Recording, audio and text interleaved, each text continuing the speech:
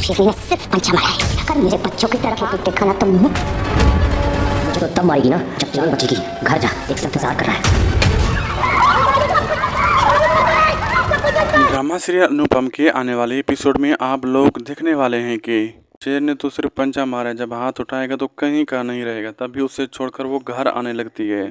तभी गौतम कहता है कि तब पंजा तो तब मारोगे ना जब जिंदा रहोगी। घर जाओ, तुम्हारे लिए एक सरप्राइज मैंने रखा है। घर जाकर तुम वैसे ही आधी मर जाओगी। वो वहाँ जाकर देखती तो अनु की रसोई में आग लग जाती है। सब कुछ जलकर खाक हो जाता है। और वहीं दूसरी तरफ अनुपमा को सभी घर वाले पकड़ते हैं, रोकने की कोशिश करते हैं। तो वहीं राघव जी भी कहते हैं कि बस सब कुछ जल कर राख हो गया है। और तभी वहाँ अनुपमा बैठकर रोने लगती है। आगे देखना मज़ेदार होगा।